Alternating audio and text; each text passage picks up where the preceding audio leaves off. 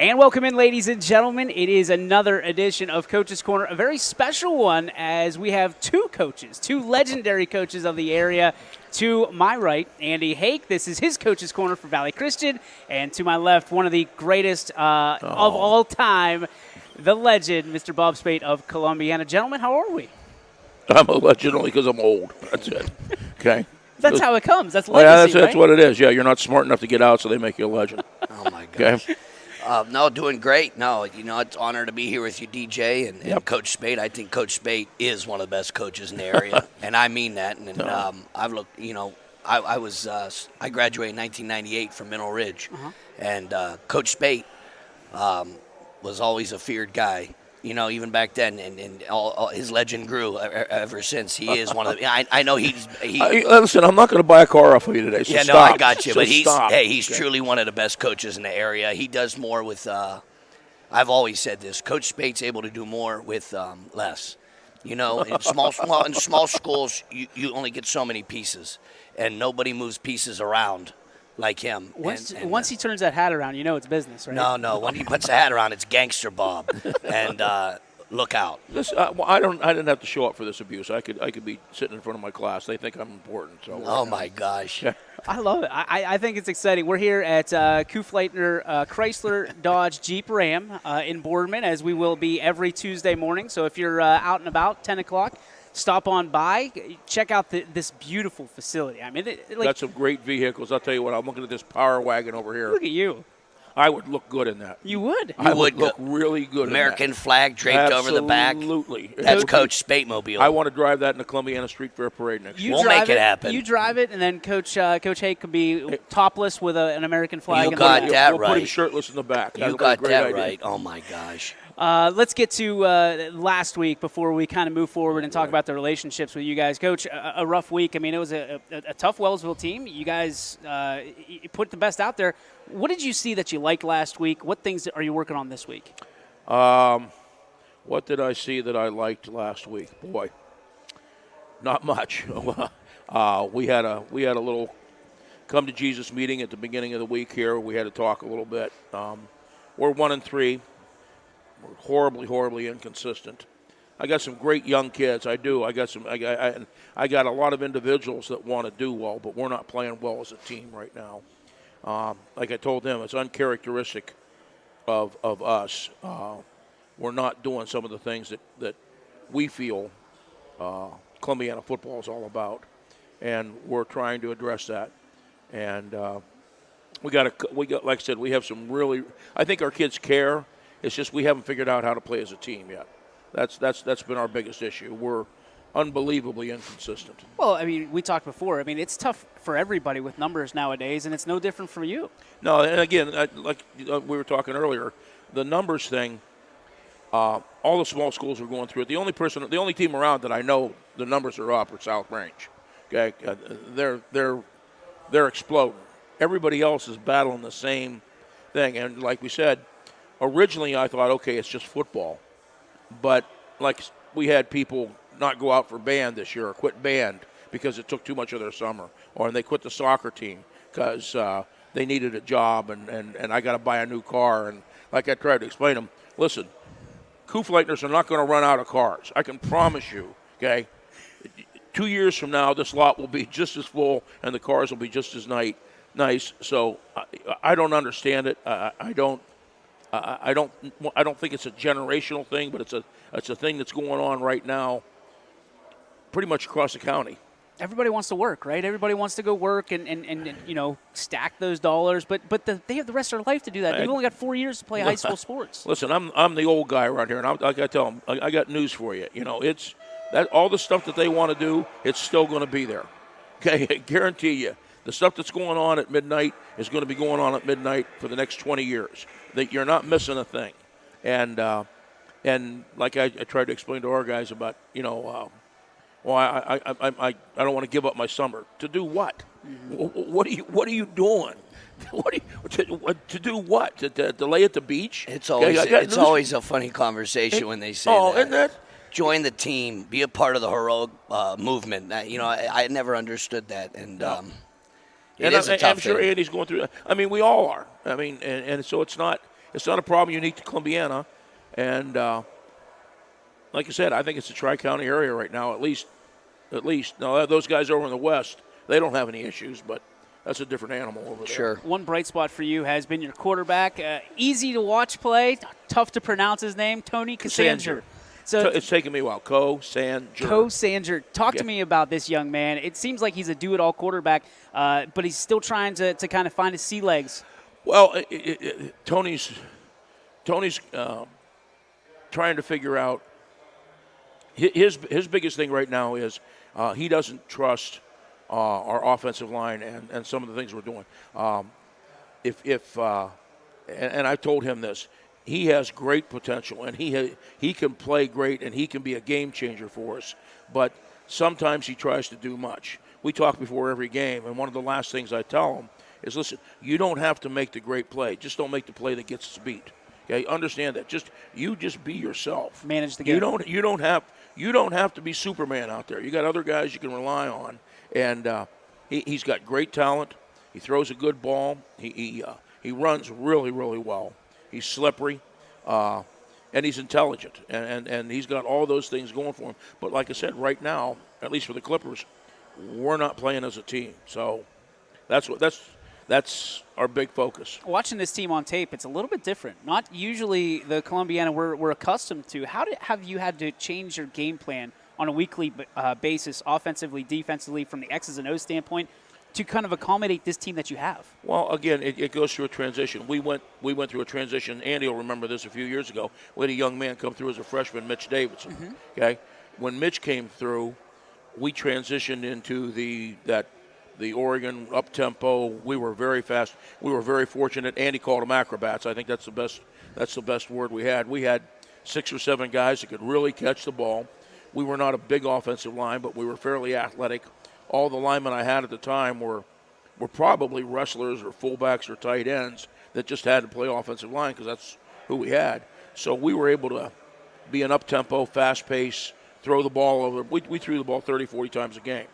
Before that, if you go back when I first came here, we were powering the ball. We'd run the ball, and, it's small school. Andy does a better job of it than anybody else. Well, we all do. And just look at Danny Yeagley over at South Range. Mm-hmm. They've transitioned.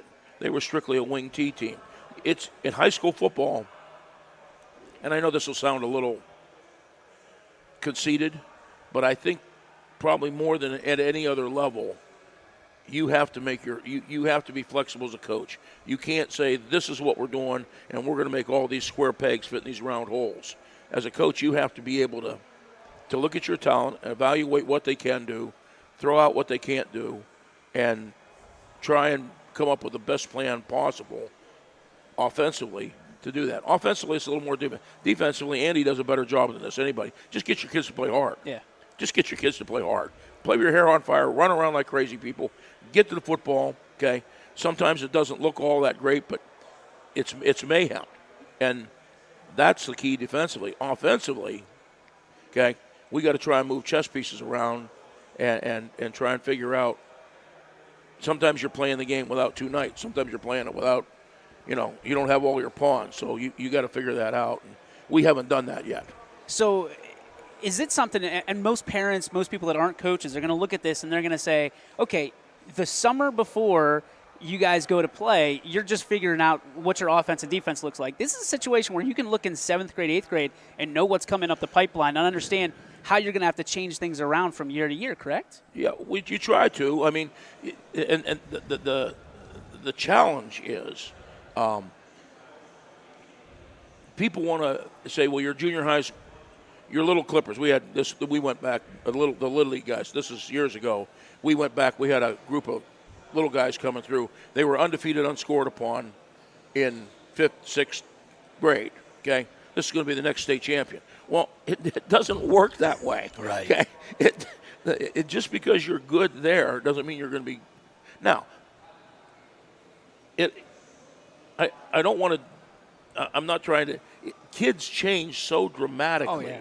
Now, there are the exceptions. You can, and we've seen that. You can look down and go, okay, that guy's got it. Now, what it is, I couldn't tell you. But sure. When you can see, like when we had Mitch Davidson come through, or when we had when we had a John Hacker come through, Yep. or we had a Josh Hurdle, okay, come through. You could look at it and say, okay, that guy understands what's going on.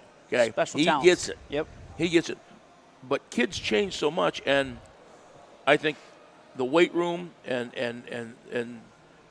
the home life and the culture that they're brought up in affects us more than probably any other level. Okay, that's what you're dealing with. Because we've had, and when I was at Alliance, I can't count the number of kids that just broke your heart. I mean, just broke your heart. You'd see them playing junior high and going, oh boy, I can't wait to get this kid, and then the streets would call, and you would never see him again. Sure. So you don't know. So, but in answer to your question, I kind of went a long way around it there. Yeah, you do that. You try and look ahead and say, okay, we should be able to do this, this, and this. Okay. Let's go to your side. I mean, it's a little different story for you, especially now at Valley. I mean, you kind of know what's coming up, but you just never know, being that they can go here or there or everywhere around you. Keeping these kids in the program, how vital is it, 7th, 8th grade, to bringing them up to varsity and knowing what you have from an early age, so that way you can adapt your offense around the kids you have? I think a lot of it has to go. Honestly, I can listen to you all day, man. You got a wealth of knowledge, and I'm not to pump up his tires, but the fact of the matter is, he's 100% right. He's been able, just touch on something. He's been able to adapt to his players and ability and talent as much as anybody in the area. Like, he used to run the Vera midline. That was what he did. And you play Columbiana, they're going to run Vera midline, and he had mammoth lines and even when he didn't have mammoth lines, they were well coached. He'd run veer and midline, and when he had Mitch Davidson come up, and I called them acrobats. I played him week 1 a couple of times, and let me tell you something. We pulled our hair out all summer long because you know what, covering those guys and dealing with that quarterback and the scheme that he ran was really something. And coaches at small schools, like I said, a lot of times they have to move their pieces around a little bit more than some of the bigger schools. And not saying that the better coaches there, because I don't believe that, but I do believe that you have to adapt to your personnel and talent a little bit more at smaller schools. And nobody's done it better than him. And like you said, Coach Yeagley. I mean, Coach Yeagley at South Range, traditionally playing in the ITCL, and then now they're playing Hubbard and Poland and Georgia. They won the league last year. Yep. I mean, this is one of the tougher teams. I talked to him this morning, and I just told him, hey, congratulations on the start, and he's one of the best coaches in the area, period. Absolutely. I mean, when it comes to hands down. I mean, he's able to get his guys to play, and they change, they adapt to what they have. And, going back to your original question, I think it's tough today getting guys to go all in. And, kids need to have a heroic sense of belonging. I know that sounds silly, but I believe in that. And that's like a principle I believe in. And, you believe in certain core values, and one of them is kids have to have that sense of belonging. They have to have that sense of giving themselves up for something greater than themselves. And that's all sports really teaches you. And there's so many factors and so many elements that take away from that today. Again, it's like Coach said, I don't know if it's a generational thing, but it's there's so many distractions, so much other noise out there where you got to keep your kids engaged and focused on things, and developing young kids and keeping them involved. And, really what he made a great point, losing guys to the streets. In Youngstown right now, it's like a national tragedy what's going on in the city. I think there's 100 deaths this year in the city up to this point. I mean, that's shocking. In the summer, we lost 10 kids in the city under the age of 18 to death. That's not normal. People shouldn't people shouldn't look at that like that's just city life. That's wrong. Kids, I feel that it's a mission. I tell our kids all the time, and our coaches, hey, we're doing mission work here because we need to get kids involved. Every kid in the school, try to get them on the team. Get them on the team, and we'll utilize them one way or the other. I remember at reserve, we had 60 guys on the team, and they're not all football players. They weren't all football players, but you know what? They came out for a reason. They wanted to be a part of something. And we beat that drum real hard. And then, you know what? Find a way to utilize a guy, even if it's a third down rusher or a special teams guy. Just get him on the field. And by the time he's a junior or senior, if he hangs in there, you could get him to do something. And you know what? Pump up his tires and give him a reason to be a part of it. And we're doing that right now at Valley. And there's a process of them getting to know our coaching staff and us getting to know them. And I really feel like the kids, we had a real tough practice yesterday. We did one drill with a football. It was 3-on-3 hitting. And then we conditioned for about an hour and a half. And it was pretty tough. It was the hardest practice we had since I've been involved and at Valley. And the kids responded great to it. I mean, I don't think I could have had that practice in August. I think that some guys would have tapped out, and I think some guys would have rebelled a little bit. But they fought through it yesterday, and I think it's a culture thing. Kids and people will give you will give you what you expect of them. You know what I mean? And if your expectations are up here, Yep. then even if they fall short, they're high. But if your expectations are here and they fall short, then you stink. And it's not being mean. It's just I think it's the way you approach it. We've actually seen it happen this week more than any other that I've seen in the last 4 years. Kids in small climates. I mean, there was a situation on one team that I heard about that kids quit at halftime because they weren't getting the ball and they were up 21 points. I mean, is it a situation, and not to knock kids, but is it a situation where we are turning into more of a me society and things of that nature? Well, I teach they give me a little half-day job at Columbiana just to keep me out of trouble, okay? Try to keep me off the streets. Yeah, right. Okay? And one of my classes I teach is sociology, and it's funny you say that because we're just going over that. I read a great book by Senator Ben Sass. It's called Them, Why We Hate Each Other, okay? And it talks about the split and the division. But in that, he mentions, and I just covered this in class yesterday, it's funny he said that, it's not generational, okay? If we want to blame like the IY or the Generation X or those, and as a boomer, as one of those guys that were one of the old guys, we like to do that. We like to be the old man. I like to be Clint Eastwood sitting on the front porch with a cooler of beer going, these goddamn kids, get them off my lawn. What's wrong with kids today? What's wrong with kids today? Why can't they be like we were? Well, it's not. I forget how many million of them there are. Yeah. So it's not that. It's the individual. And each individual has the ability to overcome whatever the circumstances are. And it's our job. And that's why I think Andy hit on it. That's why football to me is the last bastion in America. And I know people are going to go, oh, give him pearls, Bob. Give him pearls, man. Oh, this old fart. He doesn't. Jesus Christ, here we go again. But I'm serious. What other sport can do what we do? Andy just mentioned you can get a kid on that's a third down rusher. Mm-hmm. Listen, we can include it when we're good, when we're really good in my really, really good teams and his really good teams. You go out there and you had a tough time doing the scout thing because they're playing 20, 25 kids. They're special teams. You're checking guys off. You're looking, my God, they're playing 20, 25 kids, 30 kids a night sometimes, okay? Basketball can't do that. No. Okay? Golf can't do that, okay? Soccer, certainly, I don't know enough about soccer, but I don't think they can. Right. I don't know. Maybe you can. But I know this, in football, what separates it for us, like I tried to explain to our kids the other days, it's not something, if you got a great player and you go out and in basketball, and again, please, basketball coaches, don't call me. I don't mean any disrespect, okay? Or you got a baseball, you got a great player. Listen, you can go out and you can do your thing and still be kind of successful. Mm-hmm. There's just too many moving parts in football. The stuff that we do. If I have a great player, but he's not disciplined enough to do what he's supposed to do, even if it's on a special team, even if it's just running down the field, you got to stay in your lane. You got to, this is what you got to do. Okay, you can't just freelance. Okay, it requires a certain amount of discipline. It's playing chess, and the knight goes, I don't want to move that way. I'd rather, instead of 2-1, I'd rather go 5-4. Okay, well, you can't do that. That's not the way it works. So, I think we have a chance as football coaches, okay, to impact kind of the way things are going. And I hope and pray parents understand that, because I know I just talked to a mom yesterday. She was, well, my son's going to play, but I'm really not in favor of this. I'd much rather than do what?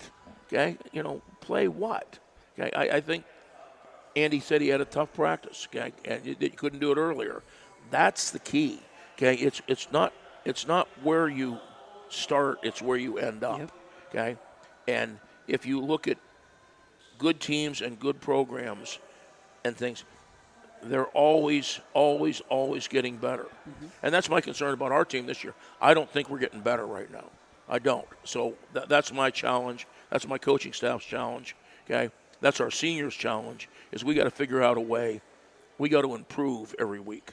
Okay, it's not about wins and losses. It's about getting better and being the best we can be. Okay, and I don't know what the best we can be is. Okay, so we'll see. That's good, though. From your standpoint, you can look at it and say the best is yet to come, right? Hopefully. Well, that's what we try to tell them. Crossed. We're on a mission here. Here's a question that I think everybody wants to know from both of you guys is what makes you come back? Coaching has been too stupid. A disease. Yeah. Coaching's been so challenging, especially lately here, probably the last decade or so of, you're hearing it from, administration. You have so many people to answer to nowadays. Somebody's got to ask you at some point, either on the record or off, what makes you come back in that situation? Go ahead, Andy. I just love working with young people, and I feel that, you have gifts. God gives you gifts, talents. You know what I mean? And we're lucky enough to find our gift and our talent, and it's to work with young people, and we love the game of football. And, I mean, I just, to help kids, and you love the game of football. My mother and father, like I said last week, they were teachers, 35 years, special education. I grew up with teachers, and I grew up with, coach. My father was a coach, and they're great people. And I love being around young people and helping people. I find at a young age I can help young people through the game of football, and I love it. You know what I mean? And to me, there's nothing better, and I'm going to do this hopefully till I can't do anything anymore. I'm gonna coach football and be good to young kids and try to help out young people through the game, because really in the end all sports does is reveal your character. Yeah. In high school sports, what are you really doing? You're revealing your character. What happens when the chips are and the odds are against you? How do you respond? Are you gonna tank it? You're gonna put your head in the sand like an ostrich and act like or you're gonna fight like heck? And and plus, there's some other, another thing is, like Coach is an older guy. He's been doing this a long time. Mm-hmm. What else is he going to do? hey, he's exactly great, right. But he's great at this. And I have zero skills. But no, you know what? It's almost like, I feel like until Coach Spaite doesn't want to coach anymore, who are you going to get in Columbiana? And I'm not trying to. Who are you going to get in Columbiana? There's always the next guy. Believe me. That's fine, but what? The next guy. It's like firing a guy in college and NFL. Is the next guy better than the guy you have? Well, and you never want to be that next guy, right? Who wants to replace? Honestly, who would want to go to Columbiana and replace him? Look at New England, right? So you got Tom Brady. Who wants to replace Tom Brady? You want to be the guy that replaces the guy that replaces Tom Brady. I mean, they found that out. One of the best things, as kind of a response to that, one of the best things, and I think Andy's been there too. You go to Masslin's locker room. I always thought, I think that's, they get it. Isn't it something? They get it in the sense that they have a picture of every one of their coaches, okay, and your picture's up there, but they have an empty frame right next to you, okay, and the message is pretty clear, dude. You're not going to be the last guy here, okay. There's somebody out there that's going to take your place. You're not irreplaceable, okay, and I thank you for the compliment, but believe me when I tell you, Columbiana football existed long before I came, and it'll exist long after I'm dead and gone. And as to why I do it, and I get that all the time. Why are you? Because I'm not. My health's not what I can't run around like I used to. Okay, I can't get down. My knees are shot. My ankles. I got more problems.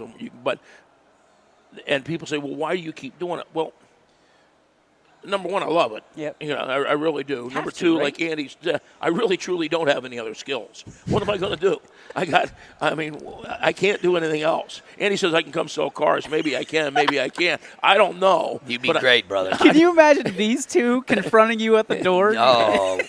But the thing I do know is I enjoy the I love the season part. Yeah. Now, I got to be honest with you, and I'm being totally frank. I don't enjoy the off season as much as I used to. Yep. These last 2 years have been a major challenge. This COVID thing, the normal, like I just said, I told our coaches the other day, I almost, and I got to be careful how I say this in case my kids are listening. So if you're from Columbiana, you're listening to this. I don't mean this. Turn the volume down, okay? But I'd almost rather go back to the old days when I had to chase kids around, okay? When I would drive around at night and try and find the party so I could, listen, you can't be drinking, you can't be running around, you can't be doing this. Okay, you're fighting with your girlfriend. Okay, listen, you got to behave, quit hassling your teacher, sit your butt down. I'd rather go back to those days than fight this craziness with mask and vaccine and who's getting sick and Amen. who's not getting, who's getting sick, who's not. Okay, stay 6 feet apart. Okay, you can wear the mask now. You can't wear the mask now. Okay, we got to do this. Okay, we can do that. It's insanity. It's insanity. And listen, I don't want to. I'm not trying to get political. I don't want to get on either side of this. We told our kids, listen. We'll do whatever they want. You want me to dress up in a Speedo, okay, and coach on Friday night, okay? I'll do it. I won't be happy about it, but I'll do it because I love the game. Right. Okay? Listen, what they're asking you to do it. Damn it. Do it. Yeah. Okay? Forget about who's right and who's wrong. These are the rules. Let's obey them. Enforcing those rules is really tough now because of the political climate. Yeah, there is a political side to it. Yeah, there is, and you can't not escape it. Like I said, I teach sociology, I teach psychology. Okay, we're going over that now. We're going over all that stuff now. Listen, folks, this is what brings us together. Mm-hmm. Okay, this is. I heard Jim Tressel talk once, and they asked him, "What is football? What do you think of when you think of football?" In one word. Okay, and it was really interesting. They had a whole bunch of coaches on, and they gave him the one word. And what stuck with me was Coach Tress said, "Together." That was what he thinks of football is because we do everything together. It's true. That pretty much sums it up. Yeah, I mean, you think about it, and from your case, obviously you're in depth, but the simplicity of it is 11 guys in a huddle, and if they all work correctly, the job gets done. If they don't, it doesn't. It doesn't. That's the ultimate team sport right there. And thinking about just Coach Tressel, you and me had like an ultimate game a couple of years ago when we opened up. We talked about this last, the Veterans game. One of my favorites. And he came down and spoke to the crowd and then to the veterans in the end zone. And that's like, him as a person, his greatness was – that's how he believes. You know what I mean? It's not just some BS answer to a question. You could, and you watch his teams through the year. He didn't always have the best teams, but he would beat you with B guys, and you might have A guys. Mm-hmm. But his team played together, and his philosophy and concepts and his principles, reflected his team play. We're going to play defense. Nobody has the ball on. Oh, you do not have the ball when you're on defense. So you have to play like, together and play like maniacs and really want to get to the football and really want to play hard and really want to, have that team concept. And I think that is, luckily you and me got to know him and he really, hey, I miss him at Ohio State, I'll tell you that much. Oh, I do too. I really miss him because, when I miss him in coaching. I mean, I'm glad he's at Youngstown State. Okay. He's doing great things for the university. Sure. The university's growing like crazy under him. And you can see the leadership part of that is what it's all about. Absolutely. Okay, he's a great leader, and I'll tell a war story here.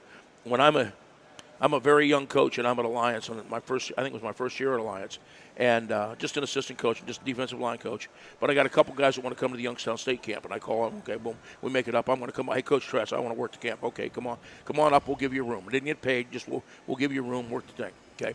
My two guys slept in, did not go to the first practice. I'm out there. And my guys aren't there, and I'm like, oh, okay. And Coach Tress is a younger guy then too, and I go up to him and says, hey, Coach, my guys slept in. He goes, okay. He goes, well, you go get them, bring them to me. So I go and get them, boom, bring them to him. He goes, okay, you guys are now, you see the stadium over there? You guys are running stadium steps until I tell you you're done. And I thought, okay, this is really good. I'm really good. And he looked at me and goes, you're going with them. Okay? Oh. Okay? And I ran the stadium steps because Coach Tress told me to. Now, if he told me to do it now, I'd probably say, you know what, Coach, I'm going to go home. You run with me. Okay? But back then, I was like, oh, my God. Okay? And that taught me more. The thing I learned from Coach Tress right then more than anything else was, okay, I'm responsible for my guys. Mm-hmm. They're my guys. Andy gets this too, and every football coach out there gets this too. I've taught for 45 years. I've never had a teacher come to me and say, hey, listen, you're a history student. Hey, listen, you're a social studies student. Okay? Hey, listen, the kid you have in study hall is but I can't count the number of times I've had somebody, hey, you're a football player. That's it. And I tell our guys all the time, listen, the classic Kirk Cousins line, I think it was, football is a privilege to play that entitles you to nothing. Mm-hmm. Okay? Coach Tress used to teach that. Football is a privilege to play that entitles you to nothing. Okay? And so that's where we have to instill in our kids that more is expected of you, not less. Okay? More. You put that jersey on, that Valley Christian jersey, that South Range jersey, that Boardman jersey. You put that jersey on, okay? You're expected to be better than everybody else. Right. And that's the thing is I think nowadays, I mean, there's songs about it. There's a privilege to playing football. But if there is, that privilege is earned because of what you do on the practice field, on the game field, how you represent. But that's really all sports now. Yeah. You look across absolutely. it, and people feel, and correct me if I'm wrong, people feel that athletes have an advantage. It's not that they have an advantage. It's they dig in a little bit deeper a lot of times. Well, yeah, and I've always said that. And by the way, I think it's the same thing. I think the baseball coach and the basketball coach would say they're going to get the same comments. Yep. Okay, coaches in general, okay, are going to get that as much.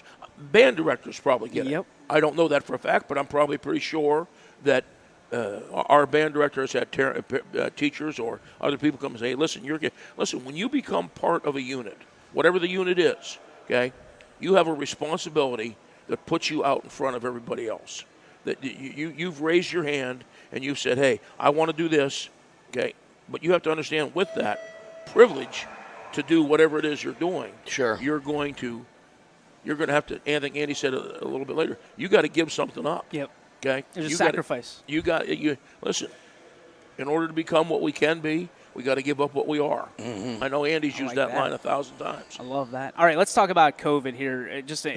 Now we're not going to dig too deep, but I know as a coach, it bothered the hell out of you last week when you didn't have a game. You prepped for that game all week. You're prepared. And really, that's a game that is very important to not only the climate of your team, the climate of United, but the climate of the conference. Sure. I mean, first question I have for you, is that game going to be made up? How do you make that up? We're in league play. Yeah. So, I mean, as long as teams play each other, I don't know how it would be made up. I mean, we'll go play on a Monday. Yeah. But I that's hard for. I mean, I'm sure Ogilvy's DJ feels the same way. I mean, he wants to play the game. He did not want to play the game. And I feel really bad for both teams and both kids. And he didn't want that to happen. No. I mean, some young guy test positive and they shut it down, and that's happening all over the state every week. This isn't. How frustrating is that for you, though? I mean, the China virus got us. No. And I don't think you're getting political by calling a spade a spade. No. You know what I mean? That a virus is put on our country. Yep. It was put on the world, and the free world is going to be more vulnerable than some of these authoritarian governments. It is what it is, and the people of China aren't bad people; they're good people. Yep. They're like you and me. They want hopes and dreams. They want a better life. But some of these governments are out of control, and they hate the free world. They hate our way of life. They hate our freedoms. They hate it is a political. The virus itself is real. Someone says it's not real. That's false. It's real. Yeah. And people have gotten it. There's people that died. This is a terrible situation. And I'm not looking. I had it. I feel like I got punched in my ribs by Mike Tyson for a couple days. Lost my smell, lost my taste for about a week, 2 weeks, and then, I'm young, and fortunately, I was able to bounce back. A lot of people weren't, and it's a real situation. But so is diabetes. Yep. So is this is something that needs to be taken And they need to figure this out because you know what? That's another issue. You know, you're a kid and you want to play ball and you get involved in something. And, you know, football games are precious. There's only 10 of them. They're very precious. They're only 2.5 hours on Friday night, 2 hours, 2.5 hours. And then it's over. And you only got 10 of them. And they're precious. And if you get one taken away from you, that's very frustrating for young people. And we don't have an opportunity to make that up. And in our case, you know, people tell me that was a league championship game. That's hard for me to say that was a league championship game. Yeah, I feel we're two of the better teams in the league. No question. But I'm not going to say, you know, that was no question. That was the first game of the conference. A lot can happen. You know what I mean? And but we were really excited to play the game. I know Dan was, or DJ was, and I just feel bad for both teams. We didn't have enough time. We made calls. God knows, me and my athletic director, Dolph Carroll, he's a great guy. He made so many calls. I made so many calls. It just didn't work out. It really didn't. We offered money to people to play them. You know. And did you call Bishop Sycamore? No, but I thought about it. But my thought was this. Whether I got to pay them or they got to pay me, they're going to write me a bad check. So you know what? I just said this isn't going to work out. But no, we called everybody. We called Pennsylvania teams. It just didn't work out. And I'm not angry at anybody, but this is very frustrating. It's very frustrating, and it's a challenge. And you know what? Getting your kids. Hey, I gave them Friday, Saturday, Sunday off. Mm-hmm. I said, you know what? I feel bad for the kids. They really bust. We had a real classical practices last week for a championship game.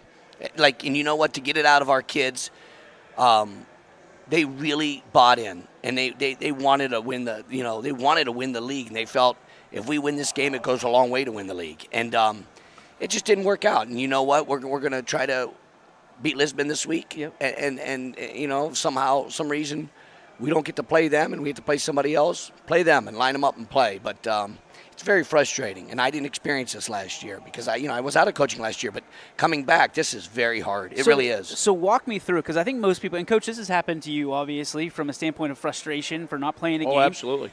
Well, we've been fortunate. We didn't get bit. Right. But we know every day we're living on the edge. So it can happen to anybody. Yeah. What is the conversation like? Because I think most people don't realize those 4 or 5 days of practice that lead up to that game. The game's the prize for the kids. Sure. It's for the coaching staff. It's what you work all week to get to. What is that conversation? It has to be almost devastating to transfer what you know to those kids and try to keep spirits high at the same time. Andy, what was it like for you last week? Very tough. It happened Thursday night. Yeah. That's worse. That's the worst. And my guy, you prepare all week. Offense, defense, special teams, the mental aspect of it. Hey, we're going to have to bounce back. We have to play rocky football, get up when you get knocked down, counter punch, and then, you clean up the penalties and mistakes from McDonald game. We had 160 yards of penalties. And my quarterback threw for 450 yards against McDonald. Only 300 counted because of the penalties. Guys, we got to clean up our act. And then the guys take that step to do that. And it's like really, hey, man, our guys are working their butts off to correct those mistakes. And then you got the game taken from you. And if that's the worst thing that happens to these kids their whole life, God bless them. But when you're a young person, that is the world to you. That's your life. That's the world to you. And, we tell guys on Friday night a lot of times, there's nothing more important in your life right now than this. Because at that moment, there is nothing more important. Right. And then to have that taken away and then, hey, don't worry, guys, you got next week. Well, you know what? Do you? Yeah. Because then they start thinking, do we have next week? No, that's the killer now. Yeah. I mean, it's really tough. And then, you know what? Who called me? Glenville for a game. Well, I'm not playing Glenville. And nothing against Glenville. You know what I mean? But some of the people that call you, we have a nice team when it comes to, and you know this, got just enough guys to get the job done. I'm not going to go play Glenville. I'm not going to go play someone where, hey, you get 4 or 5 guys really banged up, but you got your game in. But you lost by 40, and you got 3 or 4 guys knocked out for weeks. Yeah, and then you got to battle the rest of the 6 games. And the kids are saying, play them. Coach will play them. And, they probably play the Chicago Bears, too. Yep. But you know what? What's best for Valley Christian? What's best for Columbiana?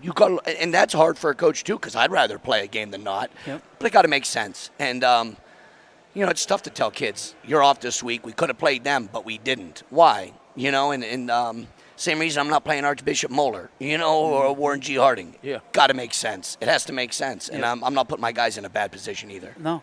Coach, from your standpoint, what would that be like for you? What's the first thing that goes through your mind and how you translate that to your kids? Well, last year we ended up with a 9-game schedule bye, but we kind of knew it was coming. Mm-hmm. It was because of the way the state did the insanity of the playoffs, where everybody made it, and then the following week, if you lost the playoffs, you could finish your season, you could do that. Well, and it was probably my fault in the way you look at it. We really thought we could win that first game, okay? And so I didn't want to schedule anybody, and then we ended up in the same situation. Okay, we lost. Now we're looking around, we're scrambling. Well, some of the people that lost tapped out and didn't want to play the rest of the season. Other people that lost, okay, were more than willing to play us, but just like Andy said, I don't need to go play you. I can still play 2 more games at the end of the year, or 3 more games at the end of the year. I don't know what I do. Believe me, I'm on pins and needles, and I mean that sincerely.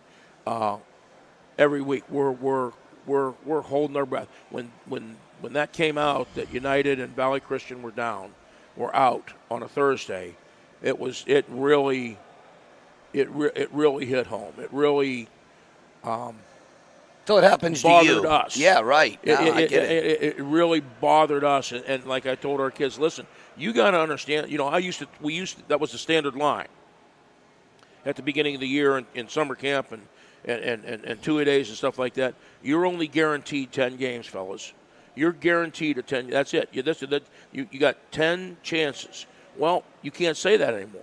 Okay, you don't know. We told our kids before we went out, and I thought it was a good pregame speech, but it turned out not to be. But I said, you don't know. This could be your last game. Yeah. Okay, we're going to go out. You got to, there's that famous last play speech that you see on the Boys of Fall. Play it like it's your last play. You don't know. Well, we have to approach that now, like every play is our last play, because you just don't. This insanity that is part of our world now, and it is. It's total insanity. We don't get to control that. No. Okay? You try, and I think that's the frustrating part as coaches. We're all kind of control freaks. Okay? We want to control everything about our program. Well, this is out of our control. It really is, and it's tough. And I don't know if there's answers for it. No. That's the most frustrating thing. What's the answer? And people don't even want to address the situation correctly because it's so political. It is a political situation. Now, the virus itself is not political. No. That is a real thing. But that didn't come out of the sky, and it didn't come out of eating bats. That's not true. You have to look at things as a history teacher, and you've been a history teacher a long time. And the thing, like I said, and again, I tell her, my wife almost died. She really did. She was in the hospital for 81 days. With the virus. I remember this. It was a scary thing, man. Scary thing. And she got a trach in since January and just got it out a couple of weeks ago. Now she's back. God bless her. She's way tougher than I am. Way tougher than I am. I'd have been somebody give me a bullet, please, because I can't do this. But so it's not that. So we're not saying it's not real, and that's what I tell our kids. It's not real. No, that's the false. It is real. It's really, really this. And you do need to be concerned about it, and you do need to do this. But you need to control what you can control. Okay? For us, right now, the rule is wear a mask. Okay? And again, I'm not arguing whether it makes sense or don't make sense. You're either vaccinated or you wear a mask. Okay? If you're vaccinated and wear a mask, these are the rules right now. Okay? You're okay. You're not going to be quarantined. You're able to play. So I told our players, the Speedo thing. Okay? Same thing. Wear a freaking mask. And I got guys on my team that are right-wing guys. I got left-wing guys. We got that mix of bodies. Okay? Listen, I don't care. Okay? Understand this. Right. If this is important, we're not going to debate this right now. You're right. You want to debate it? We'll debate it afterwards. We'll come to my class. We'll debate politics all you want. Sure. Okay? It's football right now. So do what you're told, and let's get through this. Let's punch through this. Okay? Please. So, and I understand the frustration that comes with. I get frustrated because it's slightly political. Sorry. The problem we have is a lack of leadership across the board, state government, national government. Okay, to me, I wish they would do one of just listen. This is what it is. You're all doing this. You're all doing this. This is the way it is. Don't leave it up. And I know that's against the American thing. It's against what I believe in. But at the point right now, I'm like, make a stand. Tell us what we're doing, okay? And if you don't like it, vote me out in 3 years. Amen. Okay? If you don't like it, but this is what I believe. We do that as a football coach. This is what I believe. Sure. Okay? Sure. These are the rules of my classroom. These are the rules there. You don't like it? There's another go somewhere else. Or petition the school board and get me fired. Yep. Okay? Whatever. Okay? But I'm in charge of this part of the world. Okay? These are things. Somebody needs to do that up above. There's a lot of people, though, Coach, that feel like last year we had it more together than this year. Absolutely. Do you feel the same way? I do. And like I said, I didn't like last year. I didn't like it at all. Okay? But think about it. We didn't lose a game. Every game that was scheduled was played. Yeah. Okay? Why? You got to wear a mask. You got to get down here. You're over here, 6 feet apart. Made you crazy. You got to have your own water bottle. You can't. You play a game, but we're not allowed to shake hands at the end of the game. Everybody's waving. That's the stupidest thing I ever saw in my life. But if that's what it takes, to play a season, then that's what we're doing. Okay? What's the up? man is here. Johnny Koopfleitner. There he is. The man, the myth, the living legend. Yeah, it's good to see you, John. No, but he's 100% right. You know what? Leadership is It's key in everything. and I think everybody could say this. Doesn't matter. Uh-oh. What are we We're doing? going to get pulled here. We're going to lose our cord. We're going to lose our cord. We're going around. We're going The around. the cord. We love you, John. We're getting. We got a little bit of a turn. I like right. it. That was It's sweet, cool. though. No, that was sweet. That was okay. Good save, John. It was a flashback. I thought Yeah. it was the 60s. I thought it was the 60s again. I'm going, whoa, wait a minute. Hey, I haven't done anything like that since I was 18. Wait a Only minute. here on the network. No, Did you get that? And that we're was- going backwards. John, that was awesome. This is awesome. No, but on what he's saying, yeah, I think it is. It's really a lack of leadership, and you don't want to get into. It's just the country right now. Yeah. You know what I mean? And I think both sides can say there's a real lack of just a direction. Yeah. We're more at each other's. I don't remember. I'm 41 years old. I don't remember us being at each other's throats like this. I mean, I know when the Rodney King situation happened in the 90s, there was a Right. lot of racial tension. You know, but other than that, I wasn't around in the 60s. And I know that was the civil rights movement. I'm sure was a lot worse than right now with Vietnam. I'm sure that was a lot worse. But just living through it, I haven't seen anything like this political environment. I'll tell you, and this is the disturbing. This There is you the go. I'm sorry, Eileen. You're Sorry. great, bud. Okay, this is the disturbing thing for me about the country, about what we're talking about leadership and stuff like that, and how we support or don't support our leaders. Okay, I just saw this the other day. John F. Kennedy wins the presidency, inherits from the Eisenhower administration the invasion of Cuba, the really screwed up, total cluster, screwed up invasion. Okay, Bay of Pigs, debacle, major league debacle. Okay, he goes on national TV. Well, back then it was, hey, the president's talking. We better listen. What's the president? Every channel. What every channel? What's the president saying? Oh my God, the president's going to talk to me. Right. He's going to talk to us. What's he saying? And he comes on and says, hey, mea culpa, my fault, on me, total screw up. Okay, I'm the president. I made the call. My bust. His approval rating goes to 80%. 80% of the country are like, don't worry, John, you're our man. Right. Okay, don't worry, we're with you 100%. Dude's taking responsibility. Now, please don't misunderstand the 50s and 60s had a whole lot wrong with it. There was real, honest-to-God racism. Mm-hmm. There was real, honest-to-God sexism. There was all kinds of not good things, okay? But the one thing that we did have back then was, he's our leader, this is our guy. I don't like him, because there were a lot of guys that voted for Nixon, okay? I don't like him, but he's our leader. Okay? Trestle's togetherness. Yeah, together. Together. Okay? Now, Am I a Joe Biden fan? No, I'm not. Okay. Am I a Donald Trump fan? No, I'm not. But you know what? He's our leader. He's in charge. Okay. This is what we're doing. Okay, boss, you're in charge. Let's go. Let's do this. Okay. Nowadays, if that situation happens, and part of the problem, and I tell our kids all the time, part of the problem are these God blessed things. Okay. And I got guys busting my stones. Okay, because I got vaccinated. You know, you're a sheep. You're a fall. Listen, dude. Here's the deal. Okay, here's the deal. Okay, I don't know whether I'm a sheep or not a sheep. I know I made the decision myself. You know, I know that this is what's going on. If this is what it takes to beat this thing, sure, then we're doing it. That's why I did it. Okay. I didn't want to be the guy giving some kid. No, exactly. I had it and I beat it. They said, "Well, you have the antibodies." Well, wait a minute. Who's saying that? You know, who's saying that? The guy at the corner? Because I don't know. You know what? I don't know if I have the antibodies, or maybe I do. But you know what? I didn't want to be the guy that somehow, some way, be asymptomatic again and then give one of my players it. I didn't want to be the guy, so I got vaccinated. And if it works, it works. Hey, you know what? What if people would have said, honestly, hey.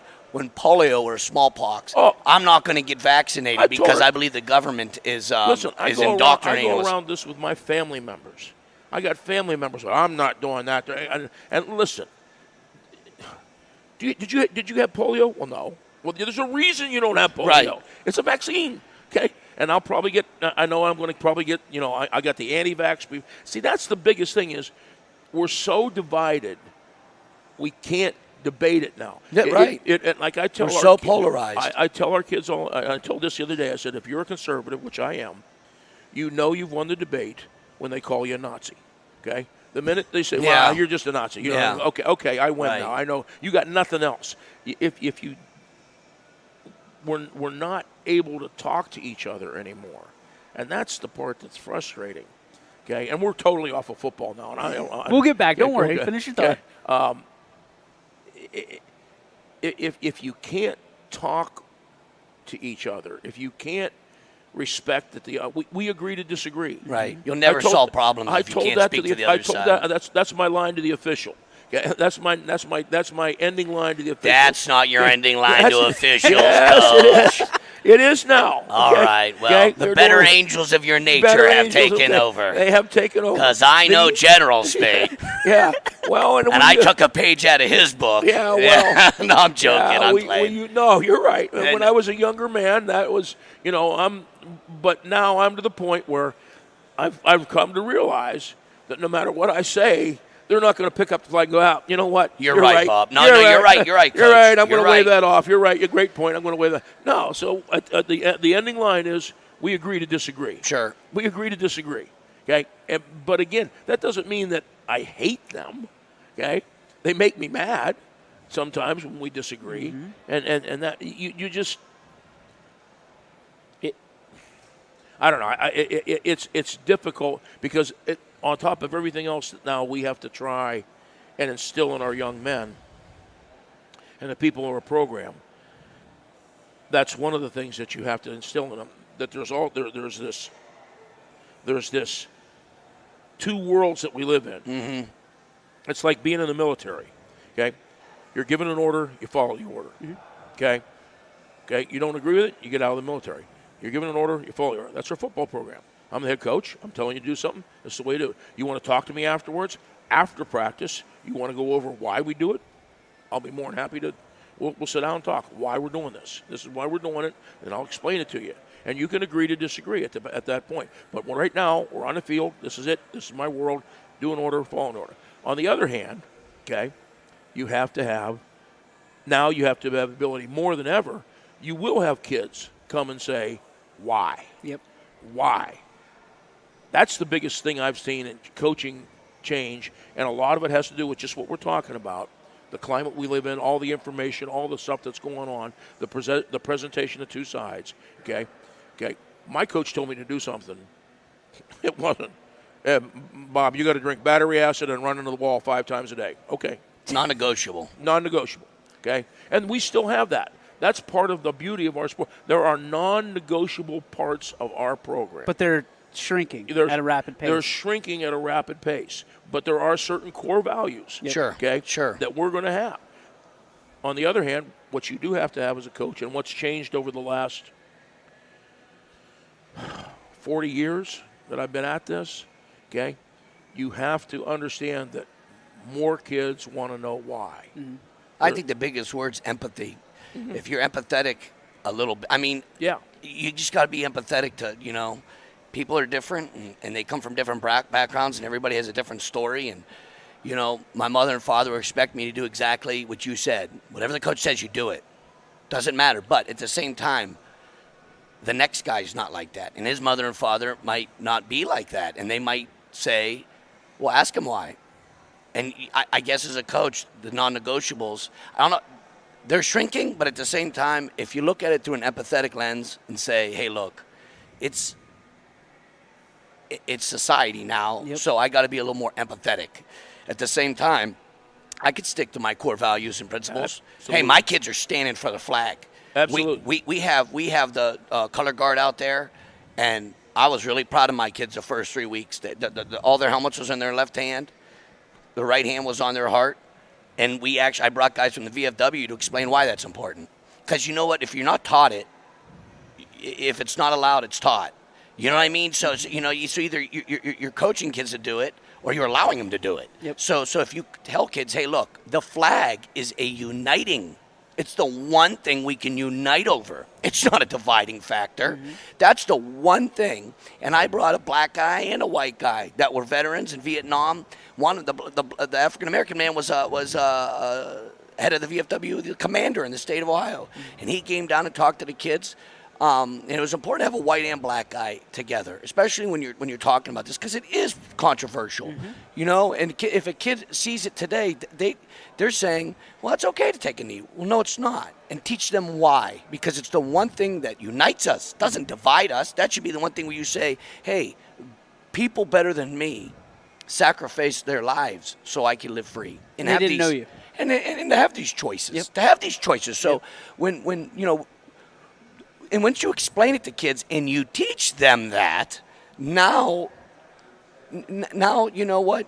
You're not going to have some of these controversial things because, when they see some of their heroes doing things, they don't understand. They just see it happening and they say, well, if they're doing it, I'm going to do it because, they're making a stand. Which is a slippery slope. It is. And you know what? Once you teach the kids that veterans are important, that's the one thing that unites us, we could take a minute and a half before every game to honor veterans that passed away or didn't even pass, just fought for our freedoms.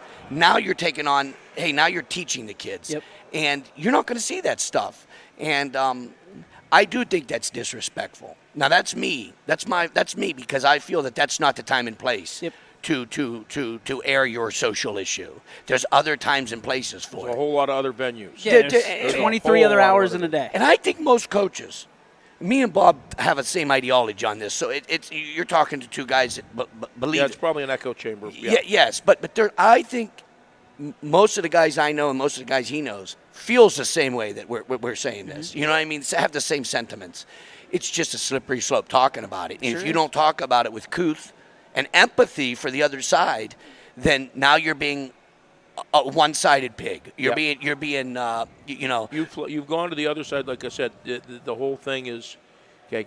When you get, there's that political spectrum that I teach, okay. That and the best history guy I know was a guy I taught with at Alliance, retired now. Frank Mancini lives here in Canfield.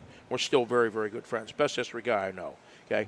And I used to do a left-right political spectrum. That's what it is I do in sociology. And this is what it is. And he taught me just recently. It's not a straight line. It's almost like a horseshoe. It comes together because once you get so far off to the right or to the left, you start getting down this to where the only thing that you agree on is that you hate the other side really bad. Isn't that the truth? And that's what scares me the most. That's what I battle. That's the new battle in coaching, okay, for me, that I've encountered in the last 10 to 15 years, okay, is you have to, and we live in a very conservative community.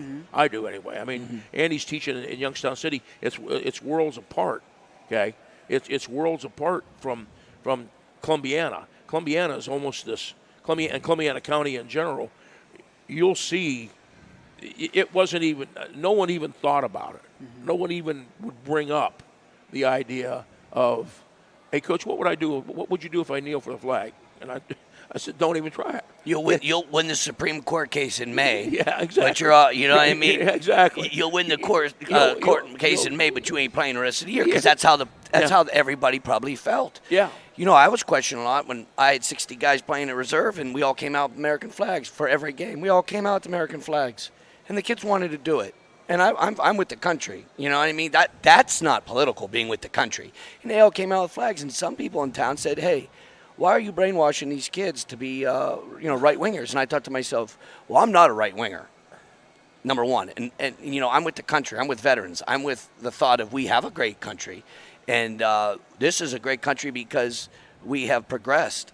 We have progressed society through and changed because we are open. And with openness comes change for the better over time. When you're authoritarian government and you're closed, that's when you have a problem. So I'm proud of our country. Now, I'm not proud of everything that's happened in the past. Absolutely not. I mean, I don't think anybody you know today that has the right kind of mindset would say slavery is a good thing. Absolutely not. That's terrible. It's rotten. And it's a scar on our history. But at the same time, you progress. And, much of the 60s was that turmoil to make things better. And you know what? I think, again, how can you be united? What unites you? And I feel always this: veterans unite you. Guys that defended, that spent time of their youth to go defend our country, and that should be the uniting factor. And what represents them more than anything? The flag. Yep. So you know what? I always felt like that. And I know it's like beating a drum, beating a dead horse, but at the same time, if you could find some commonalities and some common ground with everybody, and then teach that commonalities and common ground, we'll be better. We'll all be better. Yep. And that segues in. You're exactly right. The thing that is a challenge now for us as coaches and as teachers, okay, you used to have a lot of things that united you. There were a lot of things. Sure. That same book I talk about, Ben Sass's book, okay, and I never thought about it, but he's absolutely right. Did you know that 89% of the country watched the last episode of MASH? Okay, 89%. There were only 3 networks. You got your news. You got you were no matter whether you were left or whether you were for the Vietnam War or against the Vietnam War, whether you were a peacenik or a hard hat, you watched MASH. You watched I Love Lucy. You watched Gunsmoke. Sure. You had something you could talk about at the water cooler and not be political. You had something you could talk about in the teacher's lounge, or you had something that you could deal with. The most watched show now is Hannity on Fox News, on cable news. It's less than 1%, or just over 1% of the nation watches that. But that's the most watched one. But isn't that telling? It is. That our country's divided, but so is our attention. Our attention span's divided. Our country's divided, and just like you said, we need to find things that we agree on. It used to be, and I think that's one of the things that when it first came down, when Colin Kaepernick did that, that's one of the things that I think the people that came out and said about the flag, listen, respect your right to do it. Okay, you just need to find another venue, because I didn't come to this football game to see a political statement. Right. Okay. They come to see sports. Sports was the one thing we had. Yep. Okay. For a long time, that you did unite us. Okay. That did unite us. You could look at it and you could, the old goofy old movie Major League. Mm-hmm. You watch them in the bar. The Cleveland Indians are winning the thing, and the two guys. Right. They're two total hugging at the end. Hugging at the end. And they probably hated each other. And they take a look at each other and they say, "To heck with it," and they keep hugging each other. Exactly. Oh, I remember that. Yeah, and I think that's where getting back to what we do, athletics. I think that's why it's so important. I think that's why it's something that can unite us. It's something we can rally around. It's something that we can be proud of. And going on that right there, if you know what, where else do sometimes you see, and I don't know where else, but like, where else do you see African American kids and white kids playing together and cooperating as much as other than sports? And because our society is divided, but when you get to know somebody on a team, you figure out we have a lot more commonalities. Everybody wants to be treated right. Everybody wants to, have an opportunity. Everybody, and then the sweat smells the same. You know what? Blood you looks put the your same. pants on the same. You bleed the same. And then, you know what? You work the same. I'm tired and you're tired, and I hate to coach right now, and you know what? You hate to coach right now too. Right. So we making us run stairs because we slept in. Yeah, right. Exactly. Right. Exactly. And then you find that common ground through sports more than anything growing up. More than anything. Well, and we look at it from our standpoint at YSN is when COVID did hit, the first thing to come back was sports, because sports does unify. Sports lets us know it's okay. And we get through it together because of the common bonds that we share during baseball, football, basketball, volleyball, you name it. It's what we all rally around. Even this country would not survive if there was no sports. I can tell you that. Yeah, like I said, absolutely. Because no matter if you're a Buckeye fan, you're a Buckeye fan. If you're a Notre Dame fan, you're there. If you're Tennessee, Alabama, you watch all that stuff. You're a Cleveland Browns fan, okay? Pittsburgh Steelers, whatever it may be. It gives you. It goes back to there are so few things in this country right now where we can unite and rally behind it, okay, and find something that we enjoy together regardless of our political beliefs, regardless of everything else. For 2 hours on a Friday night or 3 hours on a Saturday afternoon or a Sunday afternoon, you know what? We're in this together. Sure. Okay, our guys got to win. Okay, our jersey's got to win here. So I love it. All right, let's spin it back one more time. One last question for you guys. You guys have a lot of mutual respect for each other, and you go back a long, long way. So my question to you is, what do you appreciate the most from Andy when you're looking across the sidelines? And I'll ask you the same question about Bob. Well, let me go. I'll go first here. I told Andy kiddingly said, "Hey, don't vote us out of the league." I said, Andy, you got to understand something, okay? Our nightmare is you're back in coaching at Youngstown Christian, okay, a team that has a talent base. And what I respect most about Andy, because I have a lot of people, how can you like that guy? He's so loud. He's so abrasive. That's what I love about it, okay? You are never going to get a fake Andy Hake. Right. There's not one fake moment, okay? And the other thing I love about him more than anything else is he stands for what he stands for. He's unapologetic. When you play an Andy Hake team, you better be ready. If you aren't ready, they're going to run you off the field. And he's done that to me a couple times. Okay? You're going to run me off the field because your kids are going to play so hard. All you got to do is put the videotape on, turn the huddle on, flick through this. Don't watch a play. Don't watch anything else. Just watch their kids play. Okay? They play with their hair on fire. They play with a passion. For better or worse, and I mean this as a compliment, he gets them to drink the Kool-Aid. They are convinced that if they don't defend what was Western Reserve, what is Valley Christian now, if they don't defend Valley Christian, okay, that somehow the end of the world is going to take place, okay? That somehow Columbiana is going to come in and pillage the town of they are the Romans at the gate, okay? They are the centurions. You're not getting past us. And that's, and he's just a hoot to be around. He is. Okay? Coach? Well, I respect Bob as much as anybody in this area, and when it comes to coaching. And I mean that. And I truly mean that. That's no BS. And I know, year after year, you watch certain individuals work with young people, and it's admirable. And as a young person, when I graduated in 1998, coaches were larger than life. It was right when the internet started hitting. But, coaches were larger than life. Right now you could click on and see all kind of things, and a lot of it's noise and distractions. But, like, right when I graduated, there were certain guys that I thought were larger than life. You know what I mean? At Harding at that time, that McDaniels came around, and I saw him at Kent McKinley. And I thought, the Reno and Steubenville, these guys are larger than life. And I thought Bob Spaite's one of those guys. He's just a civilian general.